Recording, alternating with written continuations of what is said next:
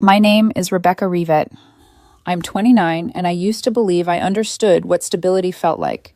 Not the glamorous kind, the quiet kind. The kind built from morning rituals, shared meals, soft laughter, a hand reaching for yours in the dark. For 3 years, that had been my life with Matthew Carter, my boyfriend. At least I thought it was. That night, the night everything cracked open, started like any other. And maybe that's what hurts the most in hindsight, how ordinary it all seemed. I remember pouring the dark roast coffee into Matthew's favorite mug, the chipped ceramic one, with the cactus illustration he swore brought him luck. I made it how he liked it, too strong for me, almost harsh softened only with a splash of oat milk. I set it next to his keys on the counter, one of 1,000 tiny rituals that weaved our years together. 3 years. 3 years of noticing the way he tapped his fingers when excited, of memorizing the warm hum he made while designing, of learning his entire emotional vocabulary through quiet observation. 3 years of thinking we were building something together. Our apartment was a living archive of those years. The agreeable gray walls that he made fun of me for choosing the IKEA bookshelf we assembled while laughing about how two educated adults could be defeated by wooden dowels, the framed beach photo where my head rested on his shoulder. A moment that looked like happiness, and at the time felt like it. I'd been the stable one, a predictable job, steady income, reliable habits. Matthew was the creative one, a freelance designer whose paychecks came in like unpredictable weather. I'd covered rent more times than he realized, cooked when he was overwhelmed, kept the structure so he could chase dreams freely. Because when you're a team, you become the net beneath each other's leaps. Or so I believed. Just last month, I'd received acceptance to the MBA program I'd worked toward for years. I remember showing him the email, my heart pounding with pride and fear. Matthew smiled, kissed my cheek, and asked softly, "But is now really the right time?" "Things are still shaky with my clients, babe. Maybe wait a year. We have plenty of time." We, 2 letters I cherish now echoing with irony. But I agreed. I shelved my dreams. Because that's what you do when you think you're building a future with someone. Looking back, the signs were there. In the quiet moments, he thought I wasn't paying attention. The sighs he let out when I talked about my friends. His jokes about my routines, meal prepping, monthly budgeting, calling them predictable. The increasing nights out with coworkers I'd never met. That distant vibrancy in his eyes whenever he spoke about them. But love is a powerful blindfold. I trusted him. I trusted us. So when he texted me at 4:37 p.m. that Friday evening, "Matthew, big project, win drinks at the Overlook on 5th. Whole team's going. Come, I want to show you off." I felt warm all over. He didn't always include me in work events. A part of me bloomed at the invitation. I got caught at work finishing a client incident report, so by the time I reached the rooftop bar, twilight had settled over the city like a soft blanket. The place was buzzing, house music, laughter, clinking glasses. Spotlights shimmered against glass railings and designer blazers. And then I saw him, Matthew, radiant, in the center of a circle of coworkers, gesturing animatedly, drink in hand. A little sun in his own small solar system. I felt pride tug at my heart. That's my boyfriend. I was weaving through the crowd, smiling unconsciously, ready to tap his shoulder, when a shift in the crowd nudged me behind a massive potted fern perched on a raised platform, just 3 feet from his group. Hidden. Close enough that their voices might as well have been piped directly into my ears.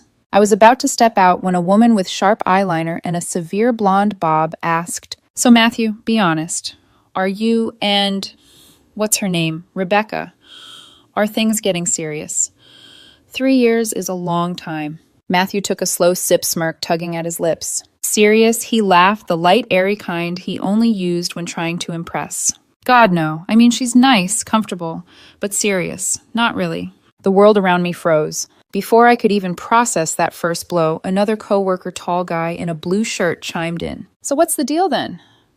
You guys live together, right?" Matthew shrugged, lowering his voice just enough to sound conspiratorial, but loud enough for them to catch. "The deal is I'm basically single. Rebecca's just convenient for now." The words didn't just hurt, they rewrote my reality.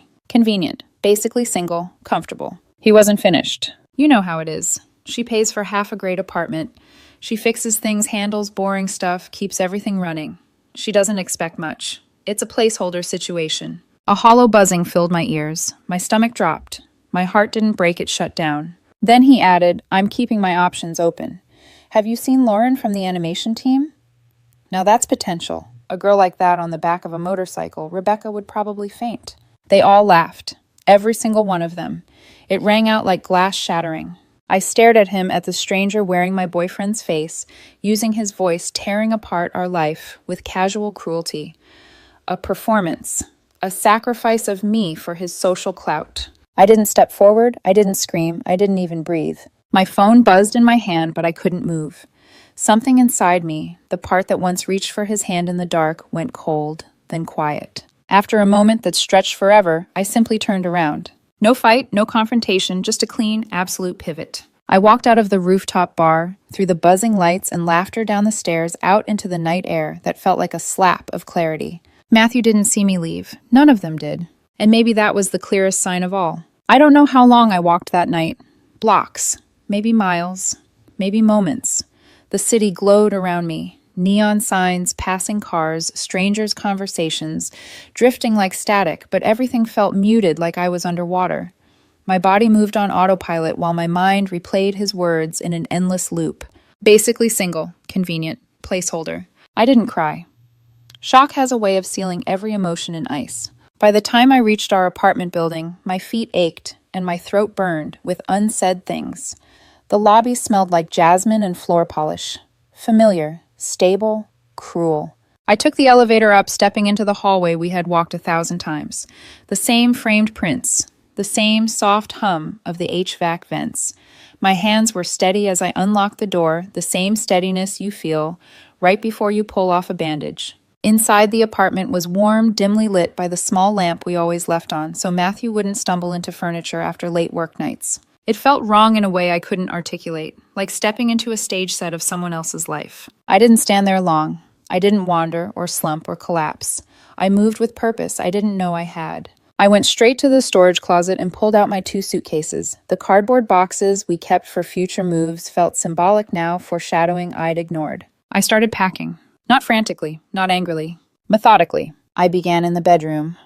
Our bedroom, opening the closet to see our lives hanging side by side. His side was chaotic shirts, unevenly hung, a few fallen to the floor, a tangle of ties. My side was neat lines and folded sweaters. I slid my shirts off the hangers one by one, folding each, precisely placing them in the suitcase like I was laying bricks in a foundation for a new life. No rushed movements, no shaking hands, just quiet, absolute finality. My mind whispered things as I worked. He said you were convenient. Convenience doesn't get to break you. Leave the illusion, keep yourself. I packed my jeans, my blouses, my sneakers, worn from years of city walks. I left the dress, Matthew always said made me look responsible.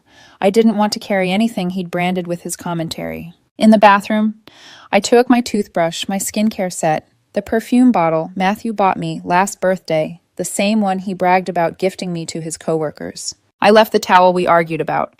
Some endings didn't need souvenirs. From the living room, I faced the bookshelf we built together. I took my books, my project management guides, my dog-eared novels. I left his design anthologies, his graphic novels, the pop psychology titles he claimed inspired his creativity. Then came the photo frame. Us on the beach, cheeks touching sun glaring off the water. A moment that once felt pure. I didn't smash it, I didn't throw it away. I just turned it face down. Some memories don't deserve dramatic endings, just quiet burials. 2 hours later, the apartment looked like a ghost story. Empty hooks, bare shelves, spaces where my life used to fill the gaps, my presence erased. I sat at the kitchen table, the same one where we once planned trips we never took, where he once told me his dreams felt safer with me around. There was no safety left. I pulled out a sheet of our good stationery. The pen felt heavy, like it knew this moment mattered.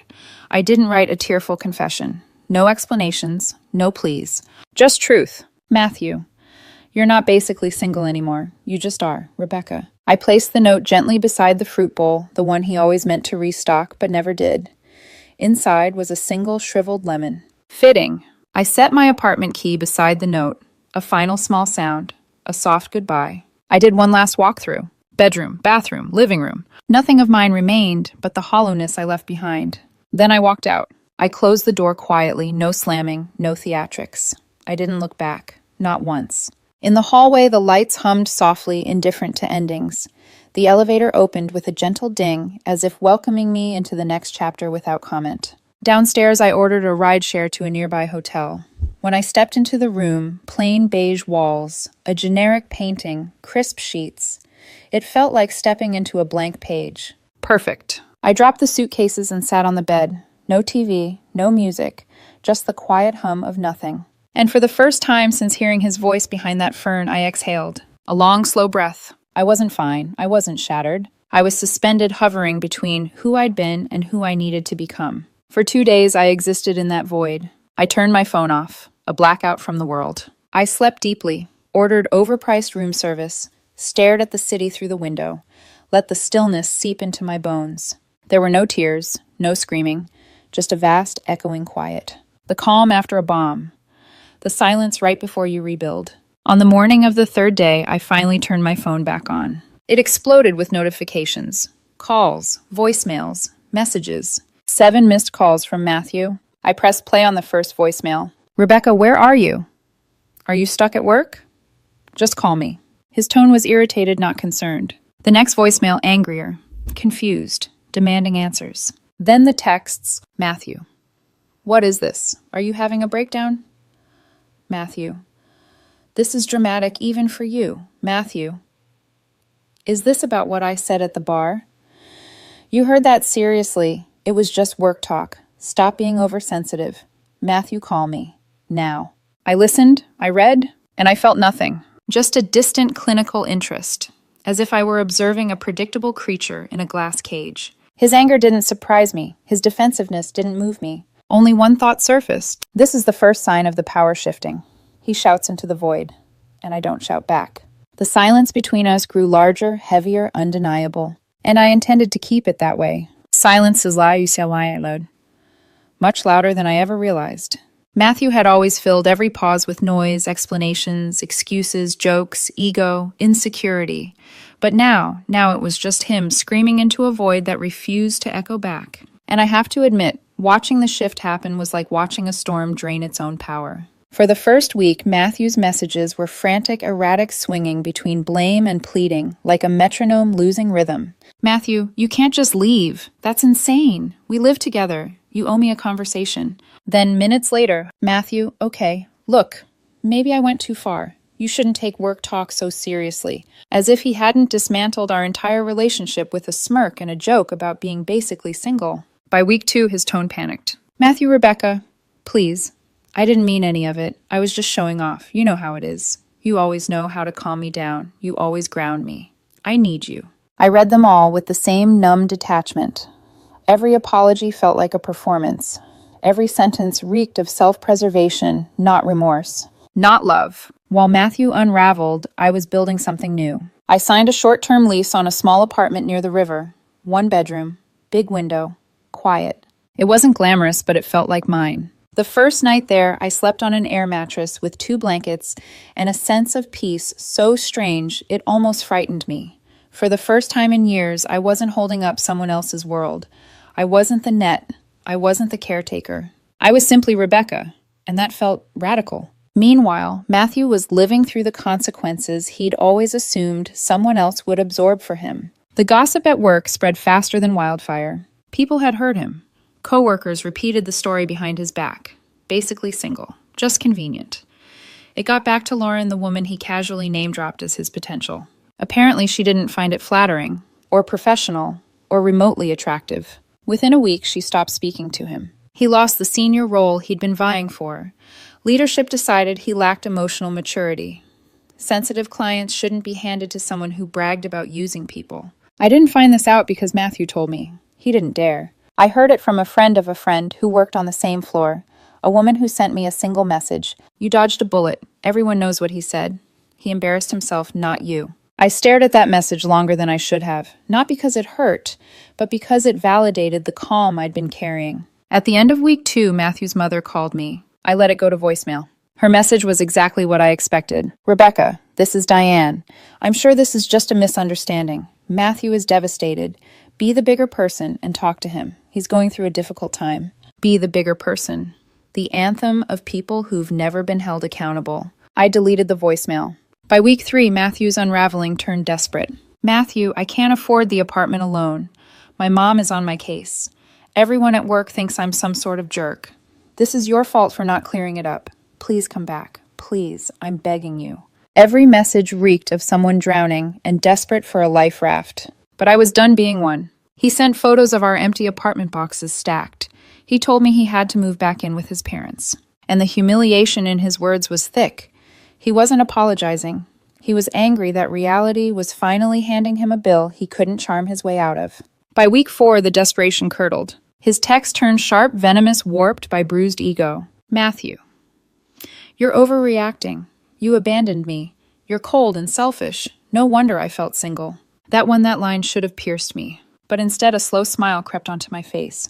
Because there it was, the truth he never said aloud. He hadn't felt alone because I failed him. He felt alone because he never saw me as a partner to begin with. And now he was exactly what he always claimed to be. Basically single. Not by accident, not by convenience. By choice, mine. As for me, I was rebuilding in small, quiet ways. I filled my new space with soft lamps and neutral colors tones that brought me peace instead of performance. I tried new routines, woke up early, went for walks, sat in silence without needing to fill it. I even went sailing with a coworker group one weekend, a hobby I'd never imagined for myself.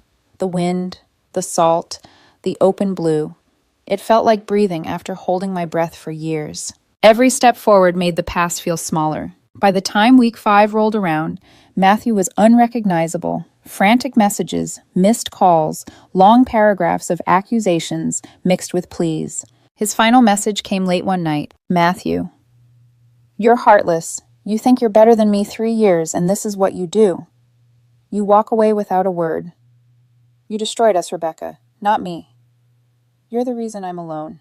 I read it twice, not because it hurt, but because it confirmed everything. He still believed the world revolved around his comfort. Even in heartbreak, he was the victim of a story he wrote. I didn't respond, not then, not ever. I simply set the phone down on my new kitchen counter, took a sip of tea, and let silence do what it does best. End things cleanly. The thing about healing is that it doesn't arrive with fanfare. No triumphant soundtrack.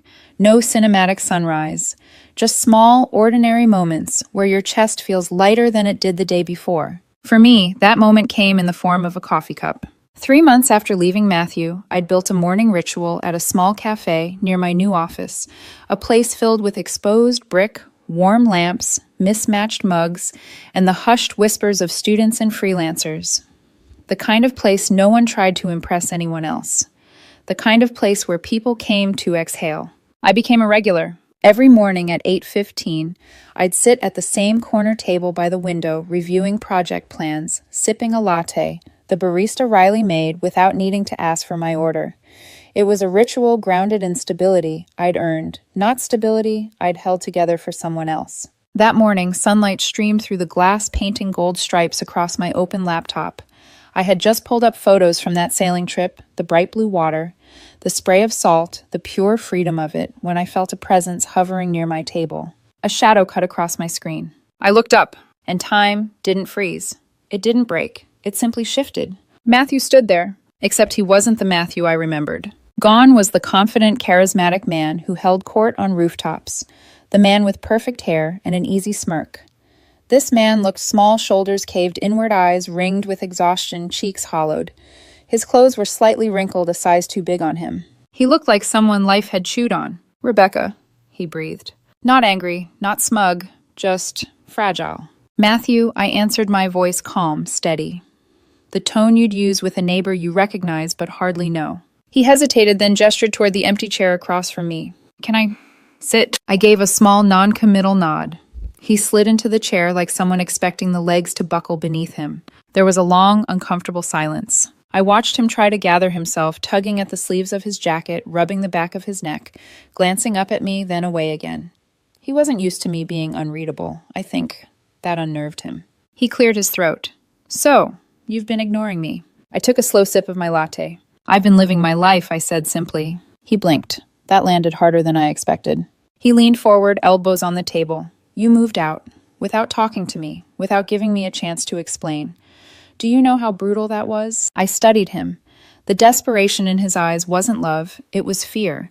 Fear of consequences. Fear of being alone with himself. Do you know how brutal it was to hear you call me your placeholder? I responded softly. He flinched, actually flinched. I didn't mean that he insisted, voice cracking. It was a joke. You know I joke when I'm nervous. They were asking questions, and it just came out wrong. I tilted my head. You called me convenient. You said you were basically single. You talked about Lauren like she was a prize you were waiting to earn. His jaw tightened. Rebecca, please. I was showing off. Everyone does that. No, I corrected gently. Not everyone throws away someone's dignity to impress strangers. He swallowed hard, eyes falling to the table. This has been hell, he whispered. I moved back in with my parents. Everybody at work knows what happened. Lauren won't even speak to me. They gave the promotion to someone else, Stacy. Can you believe that? I raised an eyebrow. Yes, I said, I can. He stared at me, confusion knitting into hurt. What's that supposed to mean? It means, I replied, keeping my voice level, that actions have consequences. You showed your workplace exactly who you are. A leader needs integrity, respect, empathy. You didn't demonstrate any of those. For a moment, I thought he might actually cry. He leaned back, hands covering his face. You sound so cold, he said through his fingers. I lost everything, Rebecca. Everything. My home. My reputation. You. His voice trembled. I lost you. I set my latte down, folding my hands in my lap. No, I said quietly. You lost the person you pretended I was. He looked up slowly, eyes glassy. What does that mean? It means, I continued, you didn't love me. Not really. You loved the version of me that made your life easier, the version that paid bills, managed crises, grounded you, praised you, filled the silence. You loved the convenience. His breath hitched. That's not true, he whispered. It is, and you proved it the moment you chose admiration over kindness, attention over commitment, ego over honesty. He opened his mouth, closed it again. There was nothing left for him to argue with. Finally, in a voice so small it barely reached me. So that's it. After everything we had, you're just going to watch me drown. I leaned forward slightly, not unkind, but unshakable. No, Matthew, I said. I'm not watching you at all. He blinked, stunned. I stopped watching you the moment I walked out of that apartment. Your struggles, your consequences, they aren't mine to carry. Not anymore. His shoulders fell, the final collapse. I stood, slipping my laptop into my bag. The chair legs scraped softly against the floor. I hope, I said gently, you find what you're looking for. His eyes lifted to mine, broken, searching, desperate. But I felt nothing. Not anger, not love, just peace. I stepped past him, headed toward the door. The tiny cafe bell chimed lightly overhead. Sunlight hit my face as I stepped outside, warm, bright, blinding in the best way. I didn't look back. Some chapters end without tears. Some hearts heal without applause. And some goodbyes don't echo. They simply close. When the cafe door closed behind me, it felt like something else closed too quietly, cleanly, finally. The world outside was bright, almost aggressively so. Morning sunlight spilled over the sidewalk, warming the tops of parked cars, casting long shadows of people rushing to work, stretching across pavement like paths toward somewhere, anywhere new. I stood there for a moment, letting the sun touch my face, letting the warmth soak into the places that had been cold for months. My heart didn't pound. My hands didn't shake.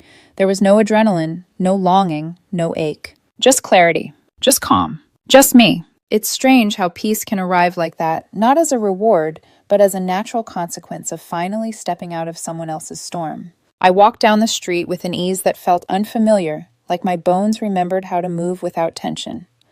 My reflection in the cafe window was not the girl who once made Matthew coffee, folded his clothes, tucked away her dreams for his comfort. The woman looking back at me was standing taller, a little brighter, a little freer, and undeniably herself. The following weeks unfolded in soft, steady rhythms. I enrolled in the MBA program I had once tucked away like an indulgence. The acceptance email sat in my inbox, but reading it again finally felt like claiming something I'd earned, not something I had to negotiate with someone else's insecurity. I told no one at first. Some dreams grow best in silence. At home, I began making my apartment truly mine. The walls stayed the color. I chose warm ivory, not agreeable gray. I hung paintings I loved, not ones chosen to impress, soothe, or match someone else's aesthetic. I bought a small rug in a terracotta shade that reminded me of sunsets. The bookshelf assembled alone held only the stories I wanted to carry. For the first time in my adult life, I had a space untouched by compromise. No, we should pick something neutral. No, that doesn't match my vibe.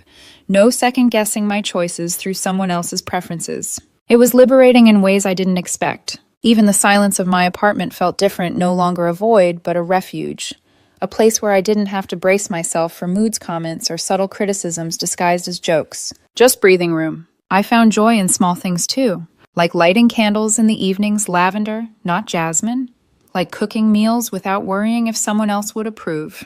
Like watching the river from my window with a cup of tea and no rush to be anywhere. I went sailing again. Twice. The second time I stood at the bow, letting the wind whip my hair wildly, the salty air clinging to my skin. Sunlight glittered in the water like scattered diamonds. Someone asked if I sailed often. I do now, I said. And I meant it. There were moments, brief ones, when I thought of Matthew. Not with longing or anger, just curiosity. A quiet, I hope he's learning something from this, the way you might think about an old classmate when you hear their name in passing. I didn't check his social media, didn't stalk mutual friends, didn't linger on what-ifs. Healing isn't forgetting, it's remembering differently, remembering without bleeding. One evening, after a long day of work, I sat on my couch, bare feet curled under me, a warm blanket over my legs, soft music drifting through my small living room. My laptop was open to my MBA coursework. A candle flickered on the table. My phone buzzed on the cushion beside me. I glanced at the screen. A number I didn't recognize. For a moment, the world held its breath. Old instincts, whispered Matthew. But the thought didn't hook into me the way it once might have. It hovered for a second, insignificant, dissolving as quickly as it came. I let the phone buzz until it stopped. Then I turned it face down and pushed it away gently. Some doors are worth closing. Others are worth locking without regret. I chose myself. And that choice was the loudest transformation. On Saturday morning, I returned to the riverbank, a latte in hand, watching boats glide by. Kids laughed in the distance. A couple argued lightly about taking the scenic trail. Dogs tugged their owners toward excitement. Life was everywhere, and I was part of it again fully. I thought about everything I had survived, not with bitterness, with gratitude, because his betrayal didn't break me, it freed me. It cracked open a door I'd been afraid to open myself. It pushed me into a life where I wasn't an accessory to someone else's ego, where my dreams weren't optional, where my worth wasn't negotiable. I wasn't a placeholder, I wasn't convenient, I wasn't basically single. I was whole, I was enough, I was becoming. As the sun climbed higher, warming my shoulders, I closed my eyes and breathed deeply. A long inhale of possibility, a slow exhale of the past. Then I smiled, stepped forward,